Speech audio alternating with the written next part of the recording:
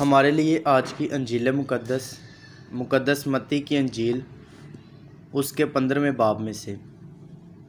اور یسوع وہاں سے روانہ ہو کر سور سیدون کے علاقے میں گیا، اور دیکھو ایک کنعانی عورت جو اس ملک کی تھی پکارتے ہوئے کہنے لگی کہ اے خداوند داؤد کے بیٹے، مجھ پر رحم کر، میری بیٹی بری طرح سے بدروحوں سے ستائی جاتی ہے۔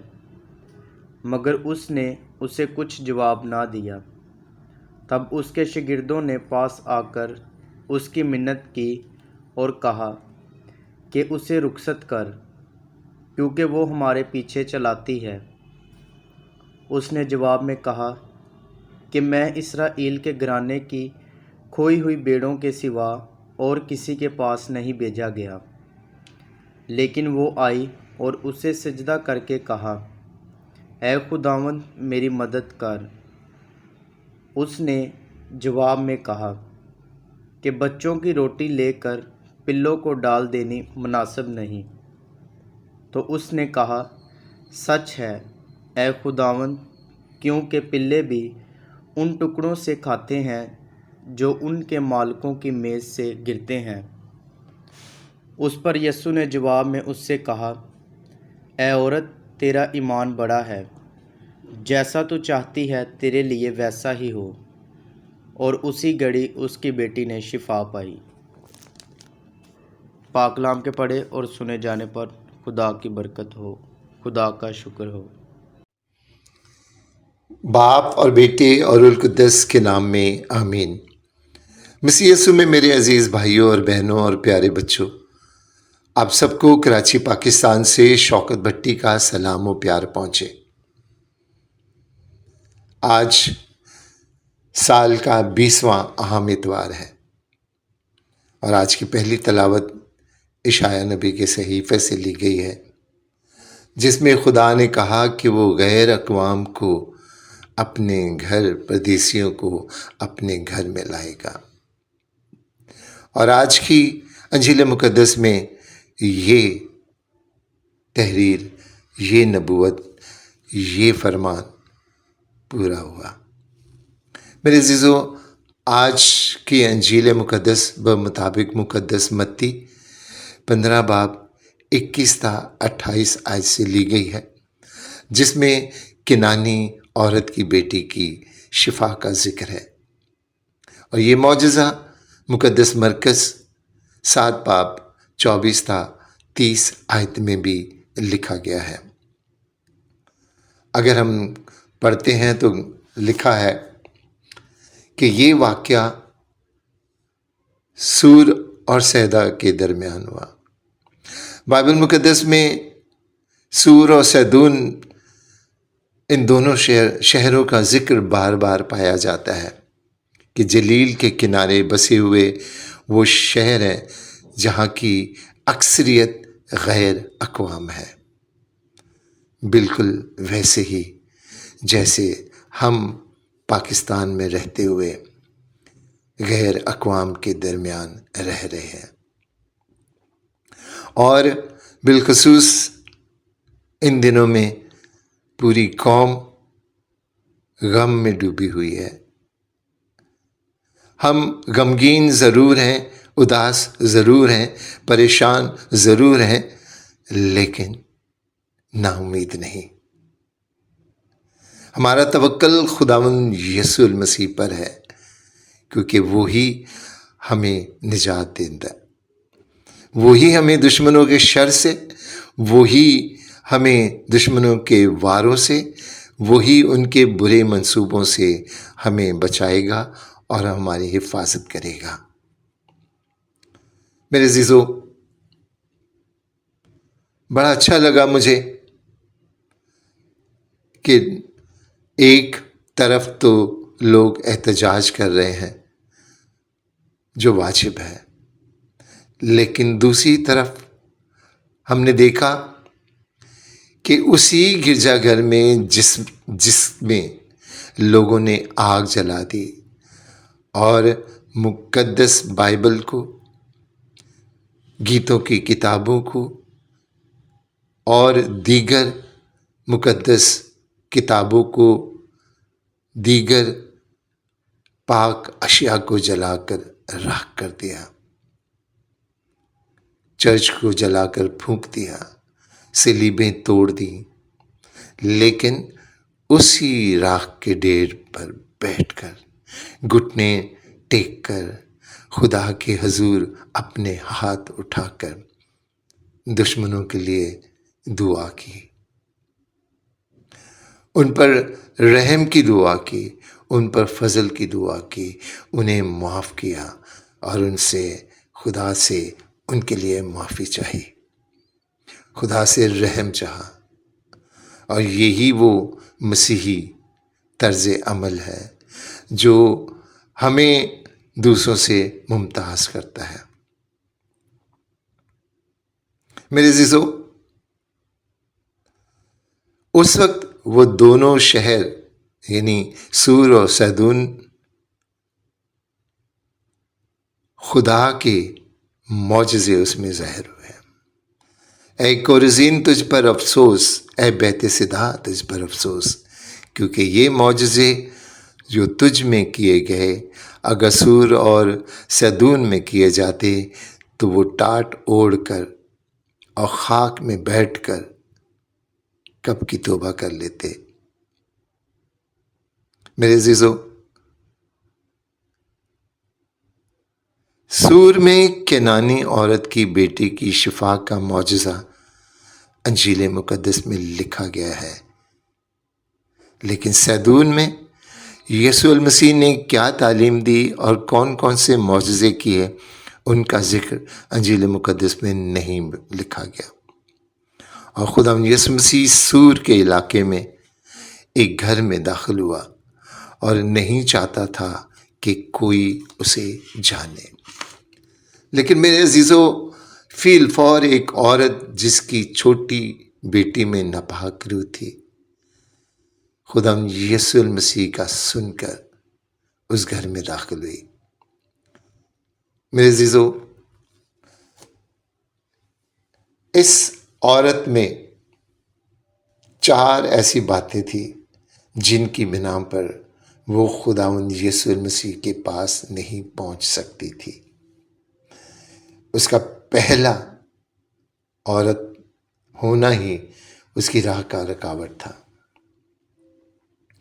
اس کی دوسری رکاوٹ کہ وہ غیر یہودی تھی، کیونکہ کوئی عورت اور بالخصوص کنانی عورت کسی ربی کے پاس نہیں جا سکتی تھی۔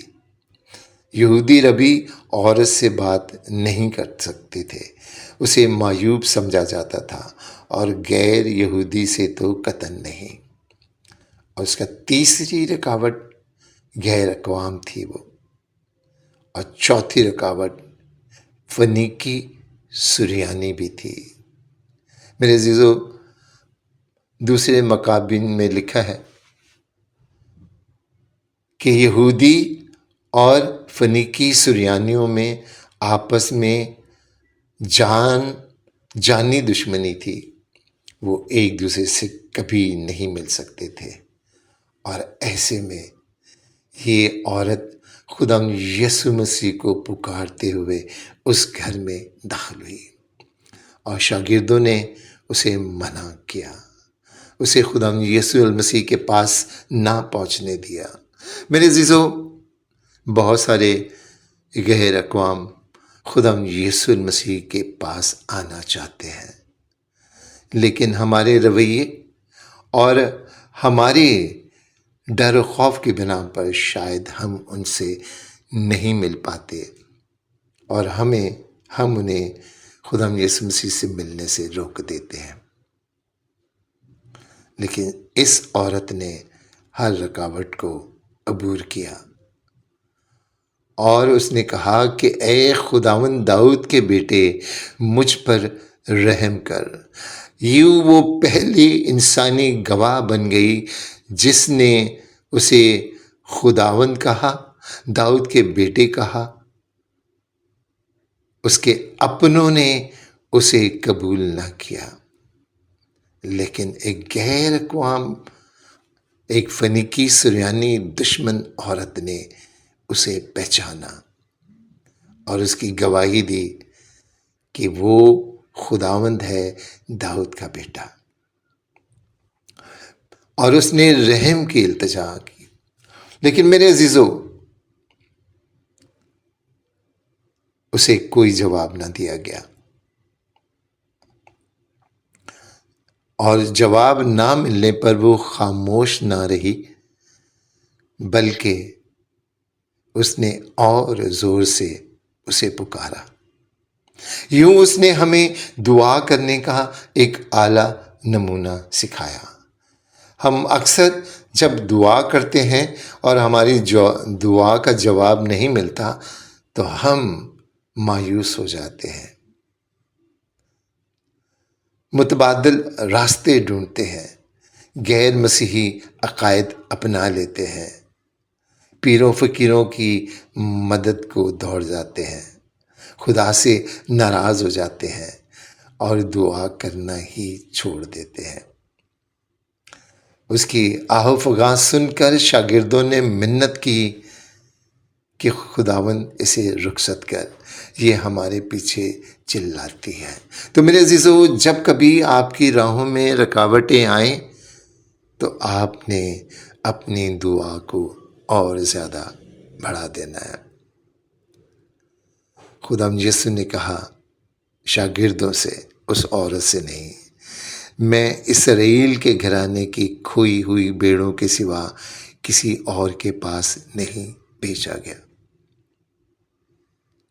لیکن اس کے باوجود وہ عورت آگے بڑھی اور اسے سجدہ کر کے کہا، اے خداوند میری مدد کر۔